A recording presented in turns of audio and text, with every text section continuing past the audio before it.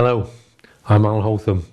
I'm going to show you the superb SP6000 plunge cut saw from MAKITA.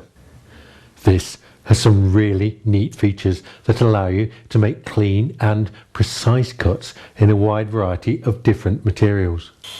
You can obviously use it freehand, but it becomes even more versatile if you team it with the guide rail system. With the SP6000 you get flexibility and performance. So let's take a closer look. The tool is a powerful 1300 watts, but the rubberized non-slip coating on the handles gives you a firm grip for maximum control, and it also minimises vibration. The cutting capacity at 90 degrees is a healthy 56mm, and this reduces to 40mm at 45 degrees. The large two-finger trigger is easy to operate, even if you have to work it with gloves. The key feature of this saw though is the plunge action. Simply press this plunge button and the saw pivots down to a depth that you can predetermine. It can't plunge unless the button is depressed, which is a good safety feature. The depth stop has a graduated scale that you can set very precisely, so you can make plunge cuts through your work without damaging the underlying material. Now have a look at this secondary depth stop here. This is really neat. Just slide it across and the saw will now only cut 2mm deep when you use it on the guide rail, which is perfect for making a scoring cut. Now release the stop and make the full depth cut. And you can see no chipping on either side, even on veneered surfaces like this. Bevel adjustments are just as easy. The scale is really clear. The locks at either end of the saw ensure it clamps up tight and it doesn't creep. The normal bevel range is 0 to 45 degrees, but you can engage a positive stop at 22.5 by twisting this knob here.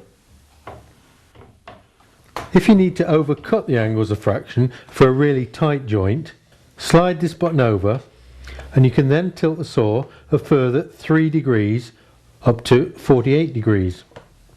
If you need to tilt the left a fraction, push these latches in to allow you to get -1 degree. These latches also ensure you can zero the saw back positively to the 0 degree position. Just listen to that. The blade is 165mm in diameter, and the one supplied with the saw is 48 teeth to give a fine cut in most materials. Of course, you can fit different blades for finer cuts in timber, or specialised blades for cuts in materials like corian or even non-ferrous metals like aluminium. The good thing about this saw is the blades are very easy to change. I'll show you. Start by making sure the saw is unplugged. Then twist this button to lock the saw spindle down to make it accessible through the guard. The end of the motor is squared off so you can lay the saw horizontal, which makes the whole process much easier. Use the Allen key that's fitted in the handle to slacken off the nut, holding the spindle with this lock here. Undo it all the way. Lift off the collar and the blade should then just slide out. It really is as easy as that. Dust extraction is often difficult on portable saws, but on the SP6000 there's a very efficient extraction path and a nozzle that swivels so you can position the hose in the most suitable place.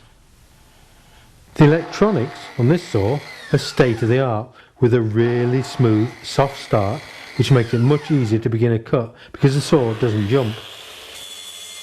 You'll also notice how effective the brake is. The blade stops really quickly, which is another valuable safety feature. A variable speed dial allows you to match the blade speed to the material you're cutting.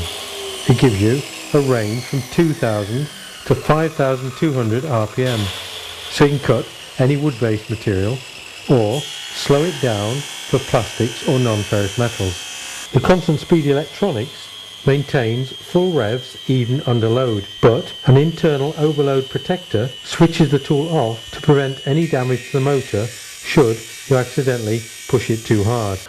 The SP6000 really comes into its own when you use it with a guide rail. You don't have to worry about marking any offset as you would with a conventional saw on a straight edge. Just lay the track down on the line and make the cut. It's as simple as that. Rubber strips on the underside of the rail are enough to hold it in place. But for really critical cuts, you can use the optional clamps for total security. The saw just drops onto the track and it'll stay in place. But use this slide lever to secure it and prevent it toppling over if you're making bevel cuts. Look at that. It's not going to fall off the guide rail, which is a problem you often get with many of the competing saws. The saw slides smoothly and easily, but you can adjust the resistance if you want it a bit tighter with these two dials. This is sometimes useful when you're cutting thin material. What is really clever is that the precision bevel cutting system ensures that the cutting line always remains in the same position regardless of the bevel angle. So it'll save you time and it makes setup so much easier. For internal cuts, you can just plunge the saw into the work anywhere. It doesn't have to start at an edge. For an accurate start, line up the indicator on the rear of the blade guard with the start of the cut. Plunge into maximum depth and cut along the line until the indicator mark lines up with the stop point, but do allow the saw to stop before removing it from the cut.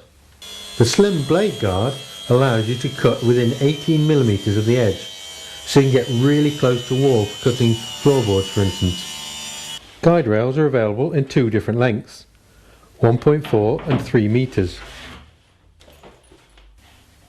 The 3 meter rail is perfect for cutting down 8x4 sheets, and they can be joined together with special couplers if you need anything longer. There are special adapters that allow you to fit other tools onto this guide rail, such as a jigsaw, a router, or even a conventional circular saw. Take a look at this mitre adapter as well. This makes it so easy to use the track for angled cuts. So that's the MAKITA SP6000 plunge saw, along with the guide rail system.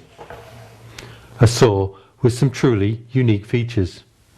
And of course, being MAKITA, it's professional quality and built to the highest standards. You'll be impressed. Till next time, bye bye for now.